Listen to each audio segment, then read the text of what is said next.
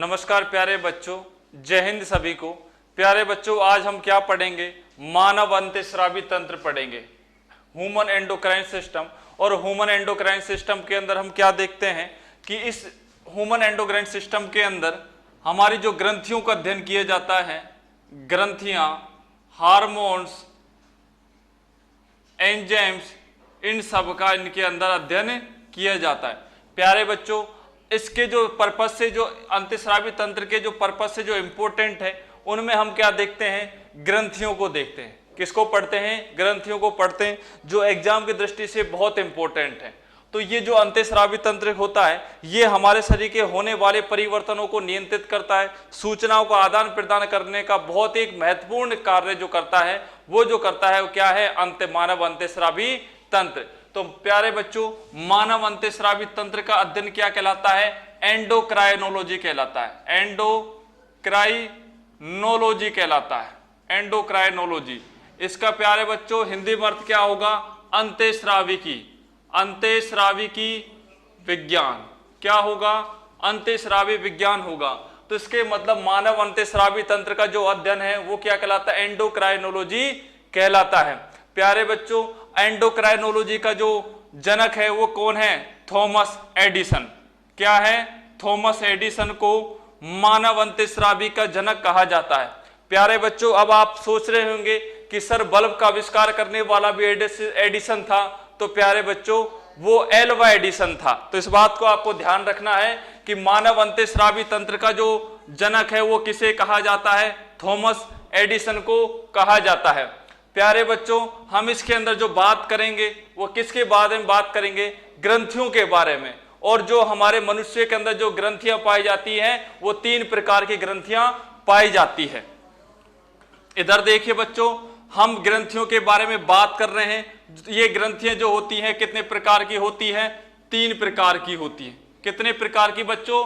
3 प्रकार की ये ग्रंथियां हमारे मनुष्य के अंदर पाई जाती है। बच्चों, पहली जो ग्रंथियां हैं वो होती है हमारी अंतःस्रावी ग्रंथियां।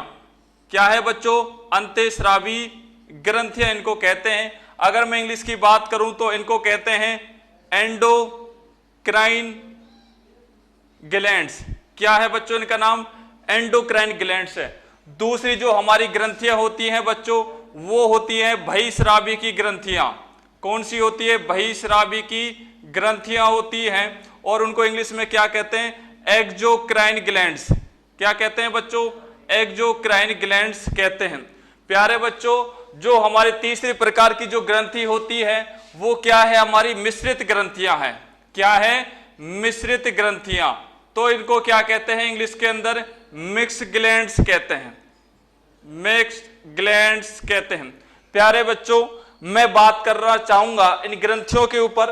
तो आपको देखिए, हम क्या पढ़ रहे हैं? ग्रंथियां पढ़ रहे हैं। क्या पढ़ रहे हैं बच्चों? हम ग्रंथियों के बारे में पढ़ रहे हैं। अब इनमें क्या इंपॉर्टेंट बात है?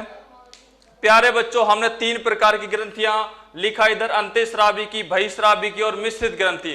प्यारे बच्चों, अगर मैं आपसे यह कहूं कि मनुष्य की सबसे छोटी ग्रंथि कौन सी होती है और मनुष्य की सबसे बड़ी ग्रंथि कौन सी होती है, तो प्यारे बच्चों आपको इस बात को ध्यान रखना है। मैं इस प्रकार से नहीं कह रहा हूं कि मनुष्य की अंतःस्रावी ग्रंथि कौन सी है, मनुष्य की बहिस्रावी ग्रंथि कौन सी है, या मनुष्य की मिश्रित ग्रंथि कौन सी है। मैं तो बच्चों ये कह रहा हूं कि सबसे बड़ी ग्रंथि कौन सी होती है। सपोज करो मैं एक क्लास ले रहा हूं बच्चों, उस क्लास में लड़कियां भी हैं और लड़के भी हैं। अगर मैं ये बात कहूं आपसे कि इस क्लास के अंदर सबसे इंटेलिजेंट स्टूडेंट कौन है, तो बच्चों वो कोई भी हो सकता है। लड़की भी हो सकती है या लड़का भी हो सकता है। अगर मैं बात करूं कि लड़कियों में सबसे इंटेलिजेंट कौन है, तो केवल लड़कियों में से, लेकिन स्टूडेंट के अंदर दोनों आ जाते हैं।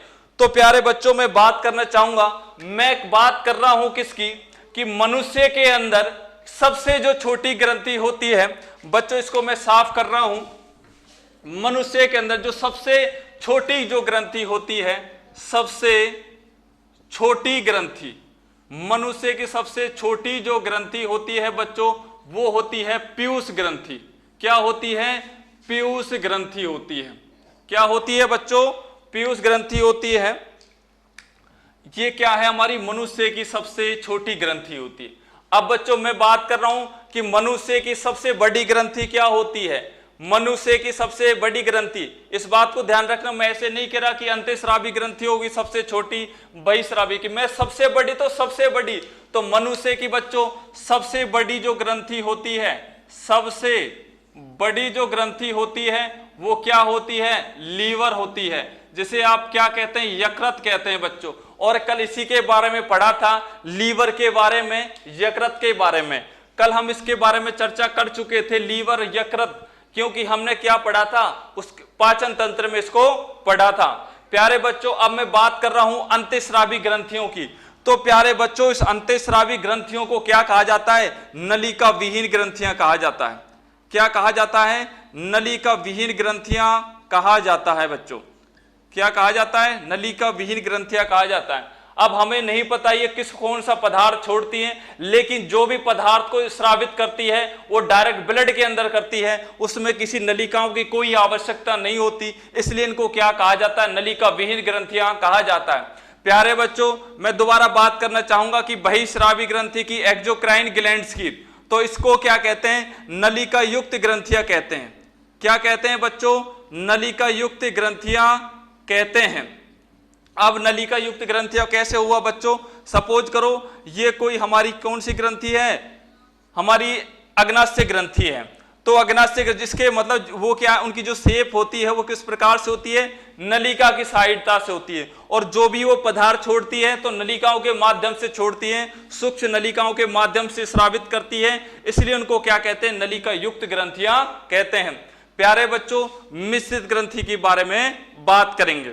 इधर देखो, अब हम बात कर रहे हैं कि ये जो ग्रंथियां होती हैं कौन से पदार्थ का श्रावण करती है, कौन से पदार्थों को श्रावित करती है। तो प्यारे बच्चों ये जो श्रावित करती है किसको करती है, हार्मोन्स को श्रावित करती है। किसको बच्चों, हार्मोन्स को श्रावित करती है। हार्मोन के बारे में बहुत विस्तार से हम पढ़ेंगे कि हार्मोन्स क्या होते हैं। प्यारे बच्चों मैं बात करना चाहूंगा अंतःस्रावी ग्रंथि की, सॉरी बहिस्रावी की।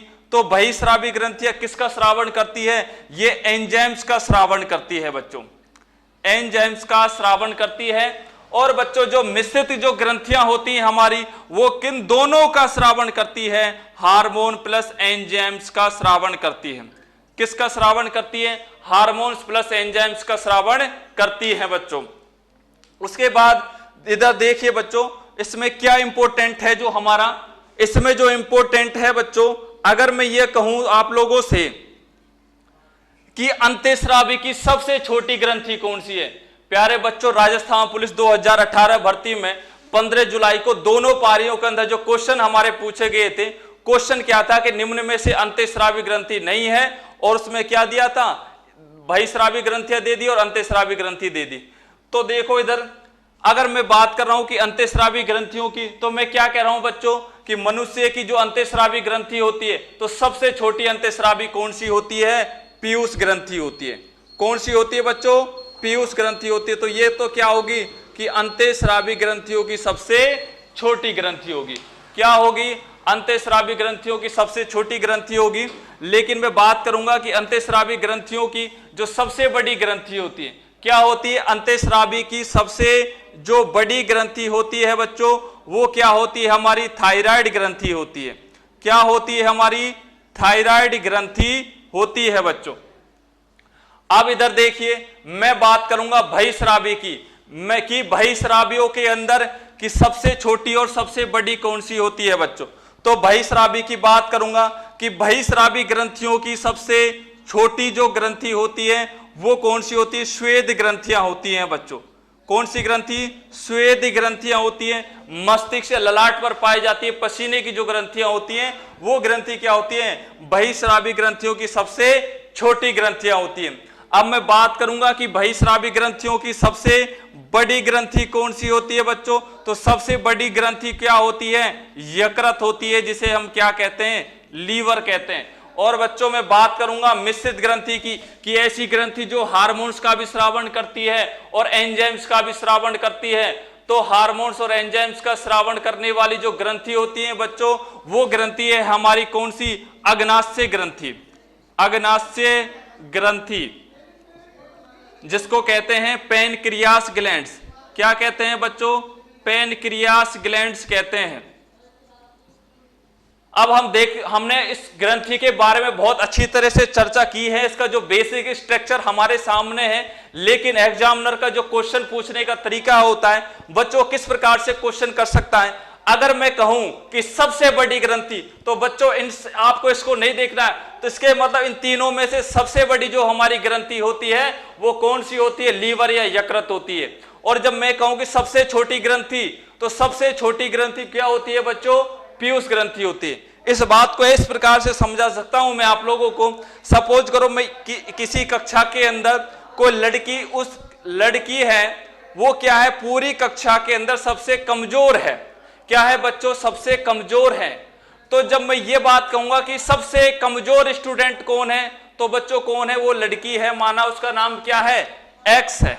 क्या नाम है उसका? एक्स है। लेकिन जब मैं बात करूंगा केवल लड़कियों की, कि लड़कियों में भी सबसे कमजोर लड़की कौन है, तो बच्चों कौन आएगी? वही एक्स नाम की लड़की आएगी। तो इसमें आपको कंफ्यूज नहीं होना है। इनके अंदर आपसे जब ये पूछा जाए कि सबसे छोटी, तो सबसे छोटी तो पीयूष ग्रंथि, सबसे बड़ी तो सबसे बड़ी तो कौन सी? लीवर या यकृत ग्रंथि। जब ये पूछा जाए कि अंतःस्रावी ग्रंथियों में सबसे छोटी कौन सी होती है बच्चों? हमारी क्या होती है? पीयूष ग्रंथि होती है। क्या होती है? पीयूष ग्रंथि। उसके बाद बच्चों सबसे बड़ी जो हमारी ग्रंथि होती है वो क्या होती है? थायराइड ग्रंथि होती है। अंतःस्रावी की सबसे बड़ी ग्रंथि थायराइड ग्रंथि होती है। बच्चों बहिस्रावी की सबसे छोटी श्वेत ग्रंथि, और सबसे बड़ी कौन सी होती है? यकृत, लीवर होता है। और मिश्रित ग्रंथि क्या होता है बच्चों? ये क्या है? अग्नाशय ग्रंथि है, जो मनुष्य की जो मिश्रित ग्रंथि है। इस मिश्रित ग्रंथि के बारे में बच्चों क्या एक बात और इंपॉर्टेंट है, आपको दिख रहा है कि ये ग्रंथि होती है मनुष्य की दूसरी सबसे बड़ी ग्रंथि है। दूसरी सबसे बड़ी ग्रंथि है। अगर आपसे ये पूछा जाए कि मनुष्य की दूसरी सबसे बड़ी जो ग्रंथि होती है वो कौन सी होती है बच्चों? अग्नाशय ग्रंथि होती है, पैनक्रियास ग्लैंड्स होती है। अब बच्चों हमने पाचन तंत्र पढ़ चुका था, तो पाचन तंत्र के अंदर हमने क्या पढ़े थे? एंजाइम्स पढ़े थे। क्योंकि भोजन को पचाने में जो हमारी मदद करता है वो क्या करता है? एंजाइम्स करते हैं। तो प्यारे बच्चों एंजाइम्स जो मदद करते हैं हमारी, तो ये जो ग्रंथियां थी इनके बारे में हम पाचन तंत्र में अध्ययन कर चुके हैं, तो इनको तो हम पढ़ेंगे ही नहीं, बिल्कुल नहीं पढ़ेंगे, क्योंकि इनका तो हमने जो अध्ययन किया था वो कहां किया था? मानव पाचन तंत्र में। तो अंतःस्रावी तंत्र में हम जो इंपॉर्टेंट है बच्चों वो किसकी? अंतःस्रावी जो ग्रंथियां होती हैं, और जो किसका श्रावण करती है? हार्मोन का श्रावण करती है। तो उसके बारे में हम किसका अध्ययन करेंगे? अंतःस्रावियों की ग्रंथियों के द्वारा कौन कौन से हार्मोन स्रावित किए जाते हैं, हार्मोन का प्रभाव क्या होता है, हार्मोन्स किसे कहते हैं, कि सबसे पहले हार्मोन शब्द किसने दिया था, यदि किसी व्यक्ति के अंदर हार्मोन बहुत ज्यादा मात्रा में डेवलप हो रहे हैं तो उससे क्या प्रभाव पड़ेगा, या उसमें बहुत ज्यादा कम हो रहे हैं तो इसका क्या प्रभाव पड़ेगा। इन सारी चीजों का हम विस्तार से चर्चा करेंगे। तो बच्चों एक बार आप ये देख सकते हो, प्यारे बच्चों हम क्या पढ़ेंगे? प्रमुख अंतःस्रावी ग्रंथियां पढ़ेंगे। क्या पढ़ेंगे? प्रमुख अंतःस्रावी ग्रंथियों के बारे में हम चर्चा करेंगे। तो पहली जो ग्रंथि है बच्चों वो क्या है? आपकी पीयूष ग्रंथि है। क्या है? पीयूष ग्रंथि। इस पीयूष ग्रंथि को बच्चों क्या कहते हैं? पिट्यूटरी ग्रंथि कहते हैं। क्या कहते हैं? पिट्यूटरी ग्रंथि कहते हैं। और जिसका जो वेट होता है बच्चों कितना होता है? 0.6 ग्राम होता है। क्या होता है? 6 ग्राम होता है। तो आपको पढ़ने का तरीका इसके अंदर क्या है? इसके बारे में हमें निबंध लिखना है बच्चों। क्या लिखना है? निबंध। अगर हम जो भी कक्षा में हम पढ़ते हैं तो हमको इस बात को ध्यान रखना चाहिए, हम हिस्ट्री पढ़ें, पॉलिटिकल पढ़ें, ज्योग्राफी पढ़ें, आप उस शब्द के बारे में क्या समझते हैं, कितना आप अपना दिमाग लगा सकते हैं, कौन कौन से क्वेश्चन आप अपने माइंड से आउटपुट कर सकते हैं, ये आपको देखना है। तो बच्चों इसके बारे में हम पढ़ेंगे। इसके बारे में तो मैं ये कहूंगा कि भाई ये क्या है? अंतःस्रावी ग्रंथि की क्या है? सबसे छोटी ग्रंथि।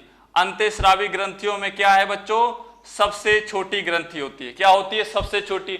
और वैसे भी मनुष्य की क्या होती? मनुष्य की भी क्या होती है? सबसे छोटी ग्रंथि होती है। प्यारे बच्चों ये क्या होती है, जितनी भी अंतःस्रावी ग्रंथियां होती है उन सभी पर कंट्रोल करने का काम करती है, इसलिए इसको क्या कहते हैं, मास्टर ग्रंथि कहते हैं। क्या कहते हैं बच्चों, मास्टर ग्रंथि कहते हैं। इसकी जो अगली जो विशेषता है बच्चों वो क्या है, ये जो ग्रंथि होती है ये क्या करती है, ये जो स्थित होती है मस्तिष्क के स्लाट सिरका जो भाग होता है मस्तिष्क का, स्लाट स्फिनोइड जो अस्थि होती है बच्चों, स्फिनोइड हमारे अंदर एक अस्थि है, स्फिनोइड अस्थि कि जो हमारे मस्तिष्क के अंदर जो एक अस्थि होती है, उस मस्तिष्क के जो नीचे वाला जो गर्त वाला जो भाग होता है उस भाग के अंदर ये स्थित होती है। तो आपसे ये कभी नहीं पूछा जाएगा कि भाई ये कौन से भाग के अंदर, तो ये स्लाट सिरका जो हमारा भाग है मस्तिष्क का, उसके अंदर जो स्फिनोइड अस्थि है उस स्फिनोइड अस्थि में के अंदर स्थित होती है। तो प्यारे बच्चों इसकी जो वेट है वो जो वेट हमने बता दिया 0.6 ग्राम होता है। इसका जो आकार होता है मटर के दाने के समान होता है। तो आपसे बिल्कुल कतई नहीं पूछा जाएगा कि जो हमारा पीयूष ग्रंथि है उसका आकार किसके दाने के समान होता है। प्यारे बच्चों हम इसके द्वारा होने वाले जो स्रावित हार्मोन है उनके बारे में बात करेंगे कि अंतःस्रावी ग्रंथि जो पीयूष ग्रंथि है वो कौन कौन से हार्मोन्स का स्रावण करती है बच्चों। तो पहला जो हमारा हार्मोन है बच्चों वो क्या है, ऑक्सीटोसिन हार्मोन है। क्या है, ऑक्सीटोसिन हार्मोन है, ऑक्सीटोसिन हार्मोन।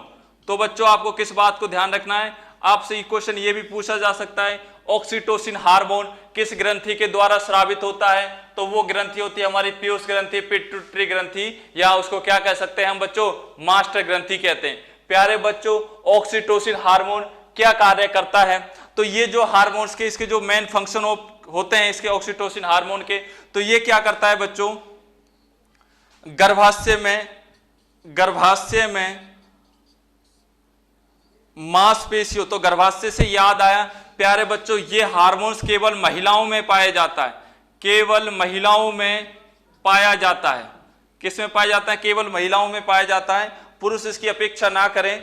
ये क्या होता है, ये महिलाओं में पाया जाता है। तो इसका जो मेन फंक्शन है वो क्या है कि ये जो प्रसव के समय जो डिलीवरी होती है बच्चे की, तो उसमें क्या होता है कि जो हमारे गर्भाशय होता है, गर्भाशय की जो मांसपेशियां होती हैं उनमें क्या करता है, संकुचन पैदा करता है। क्या करता है, संकुचन पैदा करता है और प्रसव पीड़ा को बढ़ा देता है। प्यारे बच्चों और क्या काम करता है, ये दूध निष्कासन में मदद करता है। क्या काम करता है, दूध निष्कासन में मदद करता है। दूध निष्कासन उन दुग्ध ग्रंथियों को क्या कर देता है, एक्टिव कर देता है, और वो क्या करती है, दूध निष्कासन के लिए वो प्रेरित हो जाती है और दूध निष्कासन होने लग जाता है। प्यारे बच्चों इसकी और क्या विशेषता होती है, इसे प्यार का हार्मोन भी कहते हैं। क्या किसका हार्मोन कहते हैं, प्यार का हार्मोन भी कहते हैं, क्योंकि ये जो हार्मोन्स होता है महिलाओं में शादी के बाद होता है, तो ये डेवलप होता है। तो इसके बाद जो ममत्व, जो प्यार का, जो उनके अंदर अपने बच्चे के प्रति केयर का जो एक अलग ही गुण जनरेट होता है, वो कब होता है, इस हार्मोन के डेवलप होने के जाने के बाद। इसलिए इसके क्या कहते हैं, प्यार का हार्मोन भी कहते हैं। अगला बच्चों ये जो हार्मोन्स हैं वो क्या कार्य करता है,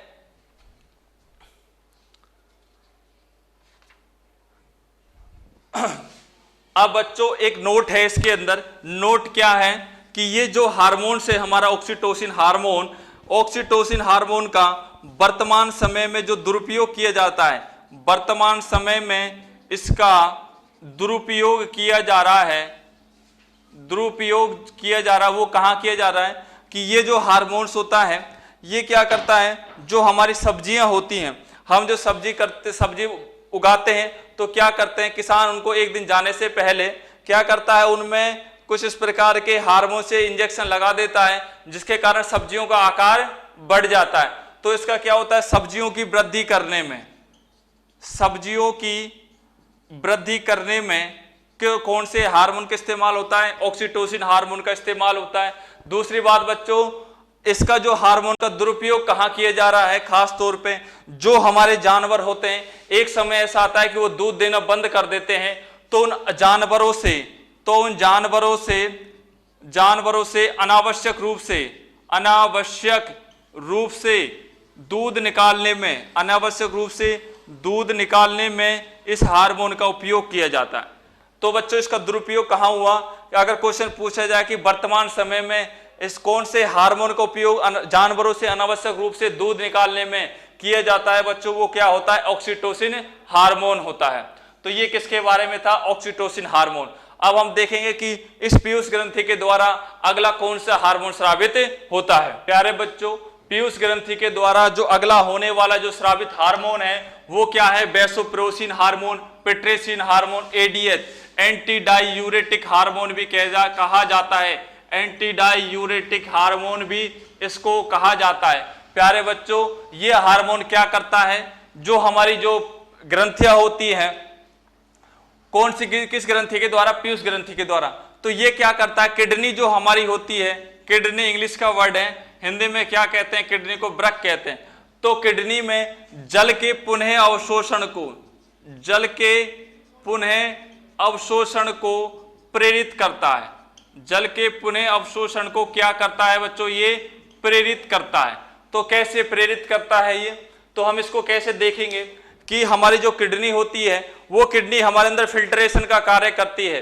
तो ये क्या करता है? उस किडनी को प्रेरित करेगा कि वो जल का बार बार पुनः उसका उपयोग करते रहे जल का, जब तक कि पूरी तरह वो अपशिष्ट पदार्थ टॉयलेट के अंदर, मूत्र के अंदर नहीं परिवर्तित हो जाता है, तब तक उसका पुनः अवशोषण करते रहे। सपोज करो बच्चों, ये जो हार्मोन है इसने काम करना बंद कर दिया या ये शरीर के अंदर कम एक्टिवेट हो गया, कम रिलीज हो गया, तो शरीर पर क्या प्रभाव पड़ेगा? तो शरीर पर यह प्रभाव पड़ेगा, ये हार्मोन तो होगा ही नहीं। तो क्या है? किडनी बार बार जल के पुनः अवशोषण को, जो अवशोषण कर रही है उसका यूटिलाइज कर रही है, उसको क्या कर देगी? बंद कर देगी। तो बंद कर देगी तो वह आदमी क्या है? जब उसके अंदर, जो मूत्र के अंदर क्या हो जाएगी? पानी की अधिकता आ जाएगी। पानी की अधिकता आ जाएगी। किसके अंदर आ जाएगी बच्चों? मूत्र के अंदर आ जाएगी। तो इसके मतलब जो पानी है पूरी तरह मूत्र में परिवर्तित नहीं हुआ है। तो मूत्र में पानी की अधिकता आ जाने से क्या होगा?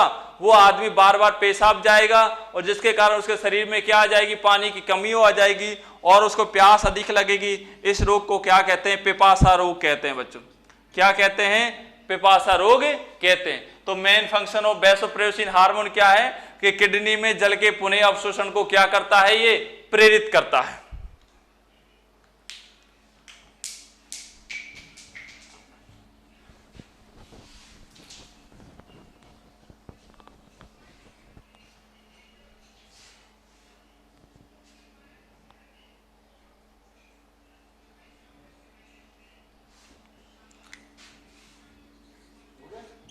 ना चल रहा भाई।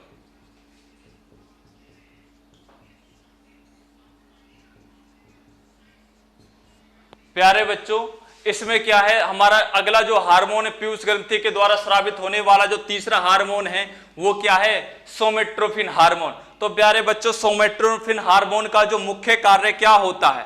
सोमेट्रोपिन हार्मोन का मुख्य कार्य क्या होता है? ये हार्मोन क्या करता है? मानव शरीर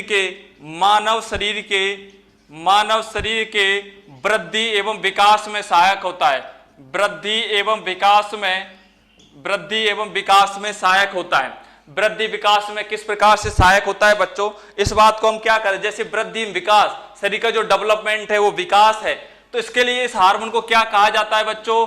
वृद्धि हार्मोन भी कहा जाता है। क्या कहा जाता है? वृद्धि हार्मोन। लेकिन एग्जामिनर आपको इस प्रकार से नहीं देगा कि इस मानव शरीर के वृद्धि विकास में कौन सा हार्मोन उत्तरदायी है। तो आप इस प्रकार से अगर आपको उत्तर दे दे तो आप पहली मुलाकात में क्या कर दोगे? उसे सही कर दोगे। वो क्या देगा कि मानव शरीर में वृद्धि एवं विकास में कौन सा हार्मोन सहायक है? तो बच्चों वो क्या है? सोमेट्रोपिन हार्मोन। लेकिन जब आपसे यह पूछा जाए कि मानव शरीर के वृद्धि एवं विकास में कौन सा पोषक तत्व आवश्यक है, कौन सा पोषक तत्व, तो बच्चों इसको आप नोट डालकर लिख सकते हैं कि मानव शरीर के वृद्धि विकास में कौन सा पोषक तत्व आवश्यक होता है? वो होता है हमारा प्रोटीन होता है।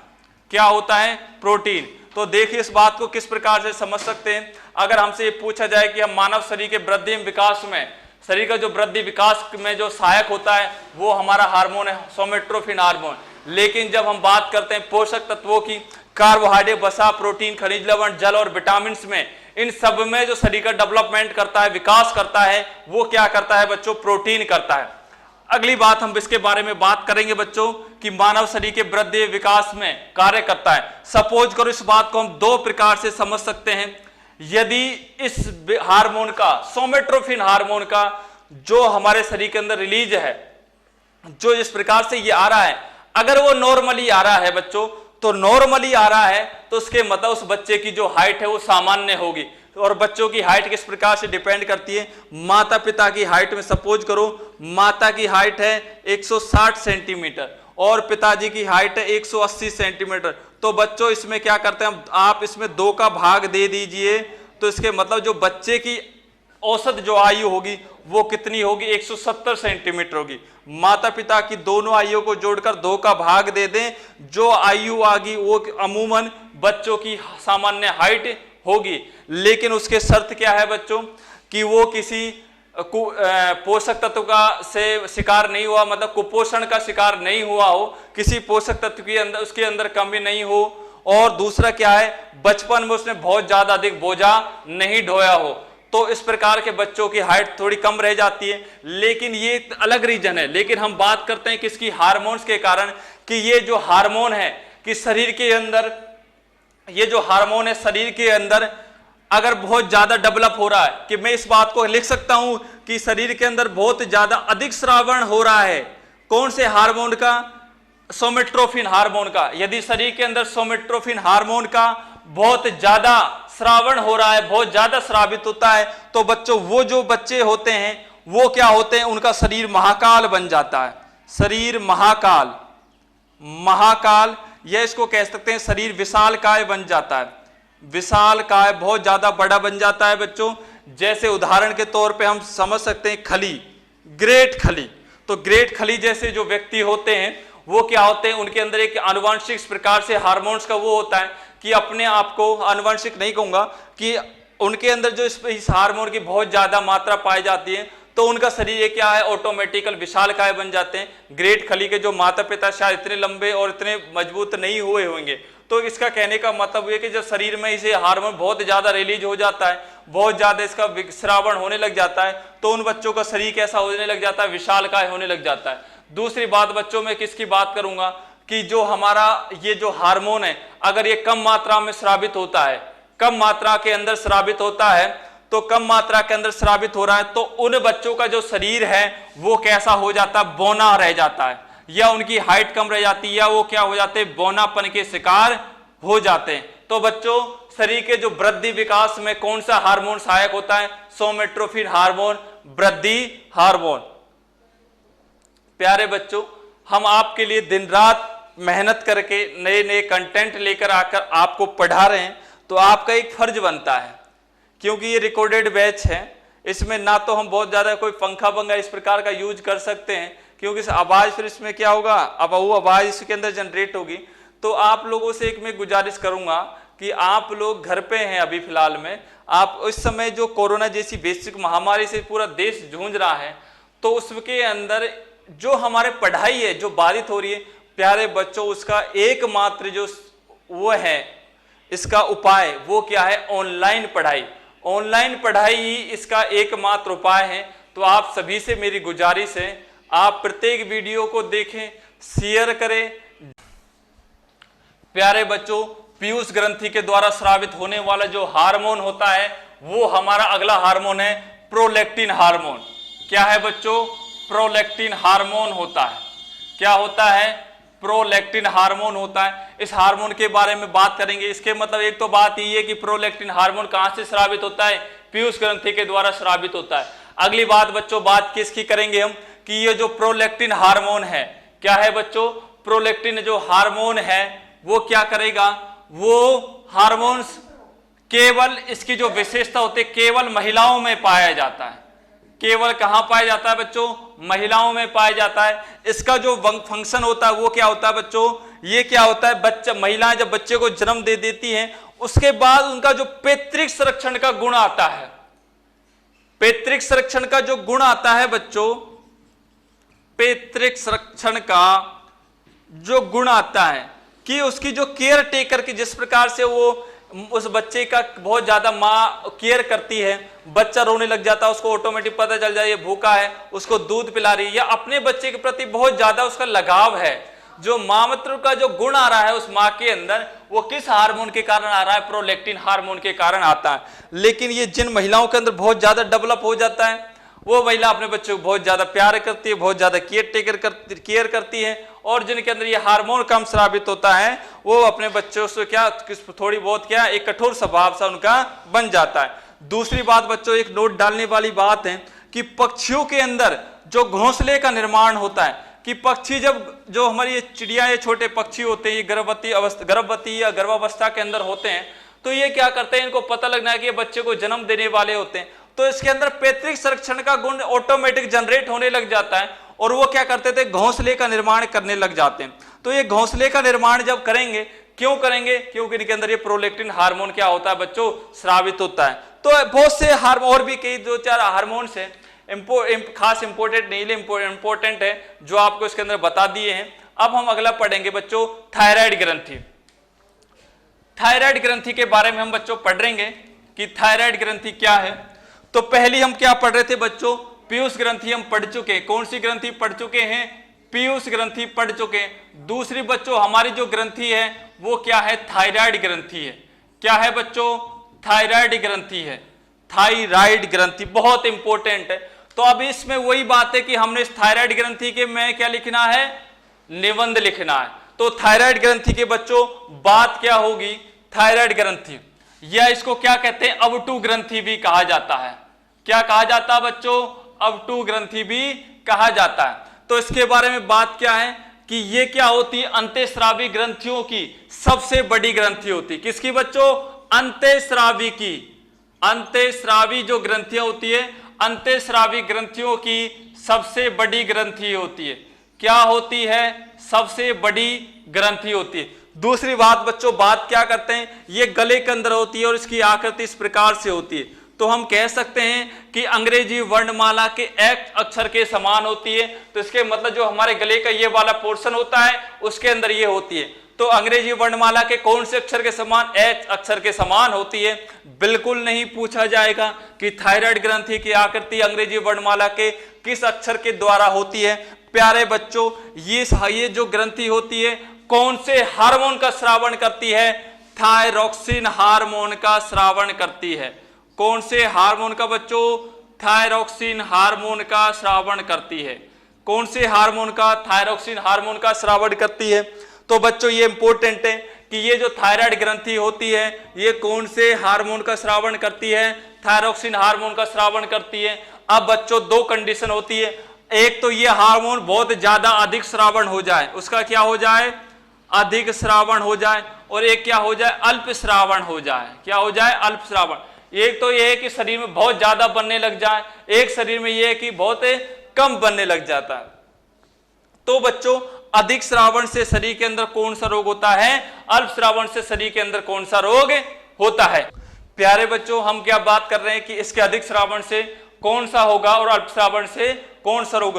तो प्यारे बच्चों, जब ये रोग, ये जो हार्मोन से थायरोक्सिन हार्मोन शरीर में बहुत ज्यादा डेवलप होने लग जाता है तो कौन सा रोग हो जाता है? एक्जा। क्या है बच्चों? एक्जा प्लेथेमिक। एक्जा प्लेथेमिक गवाइटर रोग।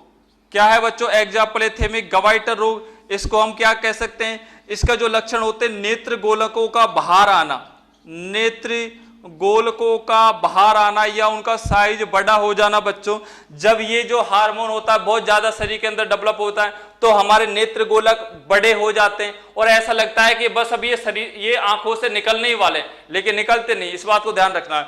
तो नेत्र गोलकों का साइज, आकार बड़ा हो जाना, और उस रोग को क्या कहते हैं बच्चों? एक्जा प्लेथेमिक गवाइटर रोग कहते हैं। दूसरा क्या है? जब इस हार्मोन, कौन सा हार्मोन? थायरोक्सिन हार्मोन का अल्प श्रावण होने लगता जाता है तो बच्चों कौन सा रोग हो जाता है? गलगंड या घेंगा रोग हो जाता है। गलगंड या घेंगा रोग हो जाता है बच्चों।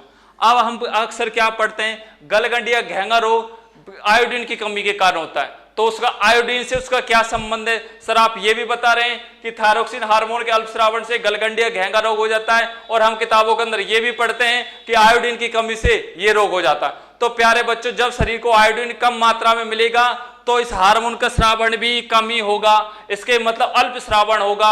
और जब अल्प श्रावण होगा तो क्या होगा, गलगंडिया घेंगा रोग होगा। तो इसके मतलब इसका संबंध कहां से हुआ, आयोडीन से हुआ। तो इसके मतलब जब शरीर में आयोडीन की मात्रा क्या है, कम है, तो आयोडीन की मात्रा कम है तो ये हार्मोन भी क्या है, कम जनरेट होगा और कौन सा रोग हो जाएगा, गलगंडिया घेंगा रोग हो जाएगा। दूसरी बात क्या करते हैं बच्चों, ये जो हार्मोन्स होता है हमारा थायरोक्सिन जो हार्मोन है, ये क्या कर रहा है, थायरोक्सिन हार्मोन हमारे तंत्रिका तंत्र को बनाने, तंत्रिका जो तंत्र होता है हमारा, नर्वस जो सिस्टम होता है उसको बनाने में भी क्या करता है, सहायता करता है। उसको क्या करता है, सहायता करता है। हमारे अंदर सूचना को जो आवेग होता है उनको भी क्रिएट करने में ये हार्मोन बहुत ही ज्यादा हमारे लिए क्या होता है, शरीर के लिए उत्तरदायी होता है। प्यारे बच्चों, और क्या करता है, हमारे शरीर का जो शारीरिक और मानसिक विकास की जो रेट होती है बीएमआर, क्या होती है, BMR, vessels metabolic, vessels metabolic जो रेट होती है, जो जिससे हमारा शरीर का शारीरिक और मानसिक जो विकास की जो दर है वो मापी जाती है। तो बीएमआर भी किस पर डिपेंड करती है, इस थायरोक्सिन हार्मोन पर डिपेंड करती है। प्यारे बच्चों, जैसे मान लो कोई बच्चा 20 साल का हो गया और हरकत कर रहा है वो 10 साल की सी, इसके मतलब उसका क्या है, इस बीएमआर इंडेक्स में क्या है, परिवर्तन है। और बीएमआर इंडेक्स के द्वारा उसका शारीरिक और मानसिक विकास की जो दर है वो उसके द्वारा मापी जाती है। अगली जो हम ग्रंथि पढ़ेंगे वो है बच्चों हमारी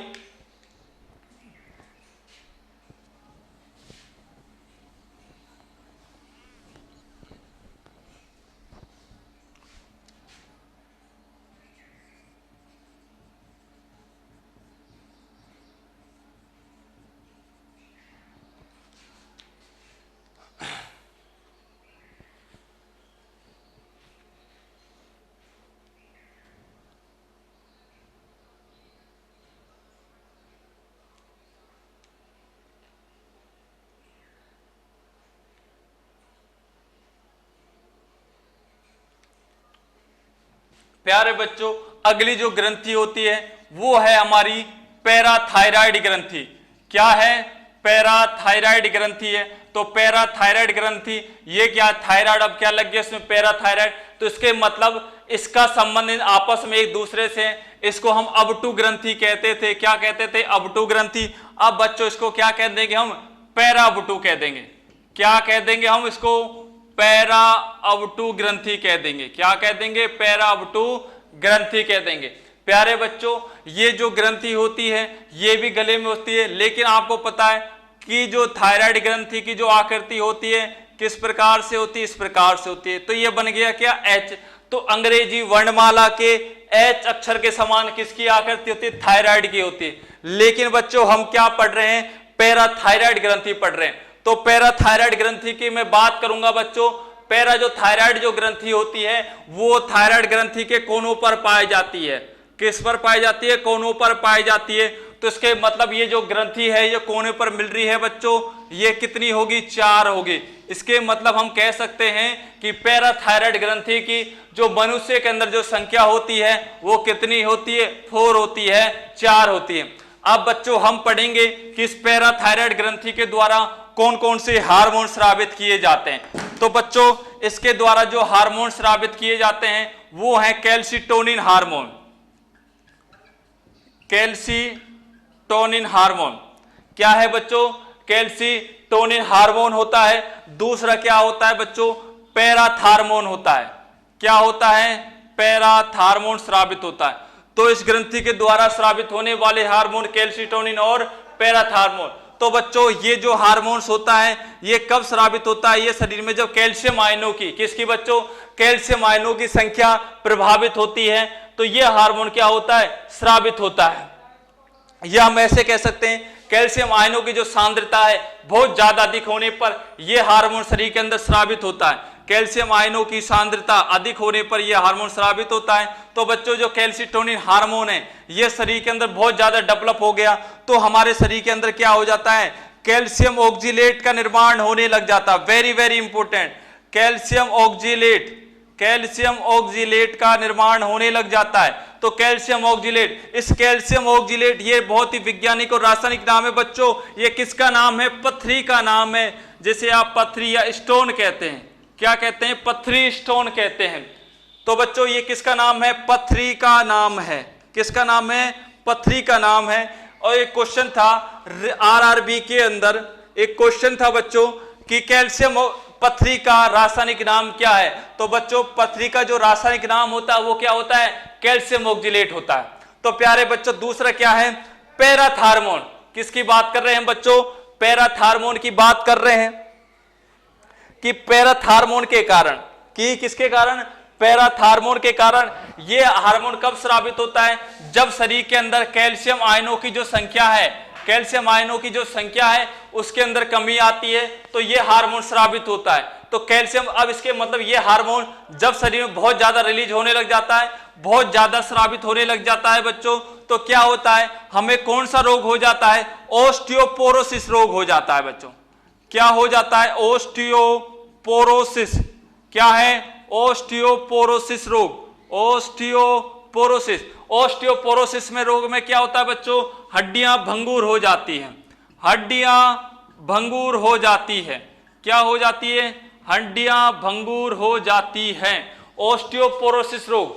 तो एक होता है हड्डियों का कमजोर होना, विटामिन डी के कारण हड्डियां कमजोर हो जाती है, हम पढ़ते हैं। लेकिन बच्चों ओस्टियोपोरोसिस रोग क्या है? इसमें जो हड्डियां हैं उनमें एक रवेदार जैसी संरचना बनने लग जाती है। टूटने के, जब वो टूटती हैं तो बहुत ज्यादा, तो क्या एक दानेदार संरचना के अंदर बिखर जाती है, तो हड्डियों के अंदर भुरभुरापन आ जाता है, हड्डियां भंगुर हो जाती है। उस रोग को क्या कहते हैं बच्चों? ओस्टियोपोरोसिस रोग कहते हैं।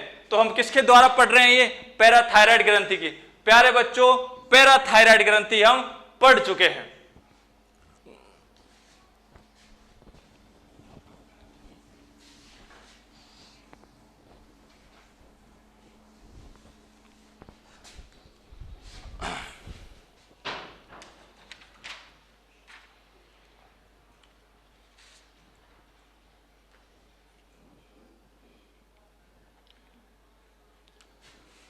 प्यारे बच्चों जो चौथी ग्रंथि है हमारी वो क्या है? एड्रिनल ग्रंथि। क्या है बच्चों? एड्रिनल ग्रंथि। एड्रिनल ग्रंथि। तो एड्रिनल जो ग्रंथि होती है, अब वो कौन से हार्मोन का स्रावन करती है? एड्रिनलिन हार्मोन का स्रावन करती है बच्चों। कौन से हार्मोन का? एड्रिनल हार्मोन का स्रावन करती है। इस एड्रिनल की जो खास विशेषता क्या है बच्चों? इसको क्या कहते हैं? 3F ग्रंथि भी कहते हैं। क्या कहते हैं? 3F। इसके मतलब 3 बार F आएगा। क्या आएगा? 3 बार F आएगा। फियर, फाइट, और बच्चों क्या हो गया? फिलाई हो गया। सपोज करो हमारे सामने कोई चलते समय रोड पर एक पागल कुत्ता आ गया, और पागल कुत्ते आने से हमें क्या लगेगा? डर लगेगा बच्चों। क्या लगेगा? डर लगेगा। हम क्या सोचेंगे? डर के बाद, उसके बाद क्या सोचेंगे? उससे लड़ने की कोशिश करेंगे। किसकी कोशिश करेंगे? लड़ने की कोशिश करेंगे, उससे फाइट करने की कोशिश करेंगे। अगर हम सोचते हैं कि इससे हम बच पाते तो ठीक है, नहीं तो हम क्या हो जाते हैं बच्चों? वहां से भाग जाते हैं। क्या होता है बच्चों? हम वहां से भाग जाते हैं। तो इसके मतलब इस ग्रंथि को क्या कहते हैं? हम 3F ग्रंथि कहते हैं। क्या कहते हैं हम इसको? 3F ग्रंथि कहते हैं। अगर सपोज करो ये ग्रंथि कब भय, कब उत्तेजित होती है ग्रंथि? भय, क्रोध और उत्तेजना, और बच्चों शारीरिक संबंध बनाते समय, शारीरिक संबंध बनाते समय ये जो ग्रंथि होती है ये हमारी क्या हो जाती है? एक्टिव हो जाती है। और कौन से हार्मोन का स्रावन करती है? एड्रिनलिन हार्मोन का स्रावन करती है। प्यारे बच्चों ये जो एड्रिनलिन हार्मोन होता है ये हमें विपरीत जो परिस्थितियां होती हैं, संकटकालीन जो परिस्थितियां होती हैं, विपरीत परिस्थितियां, संकटकालीन जो परिस्थितियां होती हैं बच्चों, उन संकटकालीन परिस्थितियों का सामना करने के लिए हमें क्या करता है? प्रेरित करता है। संकटकालीन परिस्थितियों का सामना करने के लिए क्या करता है? प्रेरित करता है। इसलिए इस हार्मोन को, कौन से हार्मोन को? एड्रिनलिन हार्मोन को बच्चों क्या कहते हैं? संकटकालीन हार्मोन कहते हैं। क्या कहते हैं? संकटकालीन हार्मोन कहते हैं। और इसका क्या नाम है? 3F हार्मोन कहते हैं। संकट मोचक हार्मोन कहते हैं बच्चों। क्या कहते हैं? संकट मोचक हार्मोन कहते हैं। आपातकालीन हार्मोन कहते हैं। क्या कहते हैं, आपातकालीन हार्मोन कहते हैं, क्योंकि आपातकाल जैसी स्थिति में, हमारे शरीर के आपातकाल की बात कर रहा हूं, हमें लगता है कि हमें डर लग रहा है, आपके सामने पागल कुत्ता आ गया, आप सारी चीजों को भूल जाएंगे कि मैं किसकी तैयारी कर रहा हूं, क्या आज पढ़ के आया था, क्या कोई साइंस होती है, उन चीज को आप भूल जाओगे। ऑटोमेटिक उस कुत्ते से बचाव के जो उपचार हैं, उसके बारे में बचाव के जो आपके जो आइडियाज हैं वो आपके दिमाग के अंदर जनरेट हो जाते हैं। वो कहां से आ रहे हैं बच्चों, एड्रिनल ग्रंथि से आ रहे हैं। और एड्रिनल ग्रंथि कौन से हार्मोन का वो करती है, एड्रिनलिन हार्मोन का वो करती है। प्यारे बच्चों, इसकी भी दो कंडीशन होती है। यदि किसी व्यक्ति के अंदर यह ग्रंथि बहुत ज्यादा एक्टिवेट हो जाती है और उसका अंदर जो हार्मोन है वो एड्रिनलिन हार्मोन है, और वो एड्रिनलिन हार्मोन बहुत ज्यादा जनरेट हो जाता है बच्चों, वो जो बच्चे होते हैं, वो जो मनुष्य होते हैं, वो जो उनके सामने जो संकटकालीन जो परिस्थिति आती है उनका अच्छी तरह से डटकर सामना करते हैं। जिनके अंदर इस हार्मोन की क्या आ जाती है, कमी आ जाती है, तो बच्चों वो थोड़े से क्या होते हैं, डरने जैसे, डरपोक जैसे बच्चे हो जाते हैं। तो बच्चों ये जो हार्मोन के मैं बारे में बात करूंगा कि ये हार्मोन्स क्या होते हैं, सर आप बार बार हार्मोन के बारे में बात कर रहे हैं बच्चों, तो जो हार्मोन्स होते हैं हमारे, इनके बारे में थोड़ी सी चर्चा करूंगा। ये जो हार्मोन्स है बच्चों, ये क्या होते हैं, हमारे जो अंतः वातावरण और बाह्य वातावरण के अंदर एक प्रकार के हमारे क्या एस्टेरॉइड से मिलकर बने होते हैं, अम्यूनोम एस्टेरॉइड से मिलकर बने होते हैं। और ये किस पर डिपेंड करते हैं, ये जो हार्मोन्स होते हैं ये शरीर के अंतः वातावरण, अंतः व बाह्य वातावरण पर निर्भर करते हैं कि हम किस प्रकार का खान पीन कर रहे हैं, किस प्रकार के वातावरण में रहते हैं, हमारे आचार विचार कैसे हैं, उसी के अकॉर्डिंग बच्चों ये हार्मोन्स हमारे क्या हो जाते हैं, डेवलप हो जाते हैं। जैसे ग्रामीण परिवेश के बच्चे अच्छा खाते हैं, अच्छा पीते हैं, दूसरी बात एक अच्छा माहौल देखते हैं, लेकिन जब उनके सामने कोई परिस्थिति आती है बच्चों, वो क्या करते हैं, उनका डटकर सामना करते हैं। क्या करते हैं, डटकर सामना करते हैं। तो इसके मतलब ये जो हार्मोन्स होते हैं वो क्या होते हैं, शारीरिक और मानसिक बौद्धिक विकास के साथ साथ हमारे किस पर डिपेंड करते हैं, बाह्य वातावरण पर पूरी तरह से क्या है बच्चों, ये डिपेंडेंट है। किस प्रकार, इसका एक उदाहरण देखने को सपोज कर दूं, मान लो किसी के सामने कोई एक्सीडेंट हो गया, तो कई बच्चे तो बहुत ज्यादा होपलेस हो जाते हैं, डर जाते हैं, तो इसके कारण एड्रेनलिन हार्मोन के कारण, और कई लोगों को फर्क ही नहीं पड़ता, हाँ जो हो गया सब देखा जाएगा, चाहे वो कितनी विपरीत परिस्थितियां हो। तो इस सारा का सारा जो खेल होता है बच्चों, वो किसका होता है, हार्मोन्स का होता है। किसी के अंदर ज्यादा जनरेट हो जाते हैं, किसी के अंदर कम जनरेट हो जाते हैं। प्यारे बच्चों, मैं अगली बात करना चाहूंगा आप लोगों से, कौन सी ग्रंथि के बारे में, अग्नाशय ग्रंथि के बारे में। कौन सी ग्रंथि बच्चों, अग्नाशय ग्रंथि के बारे में मैं बात करना चाहूंगा आपसे। अग्नाशय ग्रंथि का जो इंग्लिश में नाम है बच्चों, वो क्या होता है, पैनक्रियास ग्लैंड होता है। क्या होता है बच्चों, पैनक्रियास ग्लैंड, हम उसको कहते हैं अग्नाशय ग्रंथि को। तो अग्नाशय ग्रंथि के बारे में सर आपने इसको पाचन तंत्र में भी पढ़ाया था, लेकिन प्यारे बच्चों ये कैसी ग्रंथि होती है, मिश्रित ग्रंथि होती है। और ये क्या करती है, मिश्रित ग्रंथि हार्मोन का भी स्रावण करती है, और किसका स्रावण करती है बच्चों, एंजाइम्स का भी स्रावण करती है। हार्मोन और एंजाइम्स दोनों का स्रावण करती है। तो एंजाइम्स वाला जो पोर्शन था हमने कहां पढ़ा था, पाचन तंत्र में पढ़ा था। तो प्यारे बच्चों हम क्या पढ़ेंगे कि अग्नाशय ग्रंथि के द्वारा कौन कौन से हार्मोन्स होते हैं, कौन कौन से हार्मोन स्रावित किए जाते हैं, उसके बारे में हम